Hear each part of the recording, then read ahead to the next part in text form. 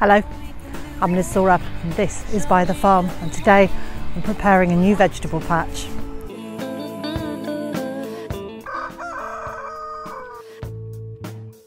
So I'm out here in the area that used to be called the diesel field, named after one of our chickens that's no longer with us. And for 2 years this area had all the muckings out from the chicken houses. So there is a thick layer of chicken bedding that's now 2 and 3 years old. It's really springy and soft underfoot, absolutely covered with weeds. This is where I grew the potatoes last year. So last year I cleared some area across the middle here and grew the potatoes, and just over there is where I did the potato trial, where I was looking at would different types of mulch affect the development of potatoes. That was a really good experiment. This year I'm going to be doing something slightly different, and I'll tell you about that soon. But in the meantime, I kind of want to get this area set up a bit more, well, I guess more like a market garden in some ways. So long straight rows of crops, and the way I'm going to do that is I'm going to lay down some weed suppressing membrane as pathways, and I'm not going to cover it, I'm just going to leave it blank. Then in between those pathways I've got some very weedy ground which I'm going to cover with either cardboard or with the paper sacks that we use for chicken feed, and then get some old chicken bedding on it that's been sitting out for a year now, and cover that, and that will be my growing space. Across where I'm standing here, I'm probably going to have a double width path, so not just 50 centimetres, but maybe a whole metre or possibly even more.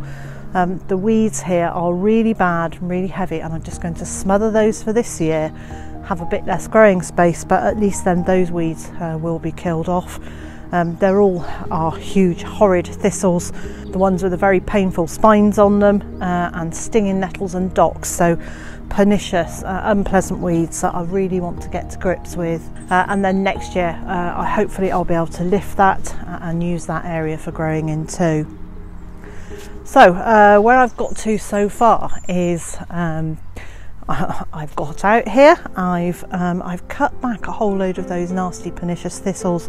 I cut them off right at the base, just so that the roots aren't able to feed any longer, and hopefully that will prevent them growing back. And I've laid out the first 2 rows of weed suppressing membrane, and kind of where I think I want them. I'm quite excited by this, but the next thing I need to do is to pin these down, because as soon as I start working, I'll go indoors and I'll forget about this area for a while. It gets incredibly windy here, so these really do need pinning down well. And to do that, I have these metal, like large staples. Some of them are slightly thinner than others. These are very rusty but very effective. So I will pin it down at each end, and if I can, in the centre on each side of the membrane as well, if I've got enough of these pins. If not, we might have to go out and buy some more pins to hold this down, because it's going to be in place for at least the next year.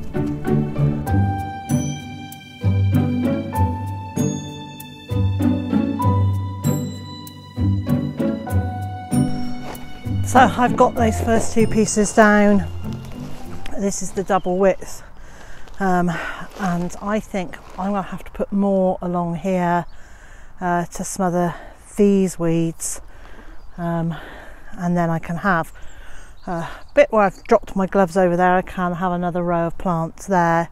Eventually I will work my way that way with these rows, and with that way as well. But I've used all the pins that I've got for pinning this down, and I don't really want to leave these huge horrid thistles exposed. So Mr. J and I are going to go to a garden centre and pick up some more of these pins to hold this down.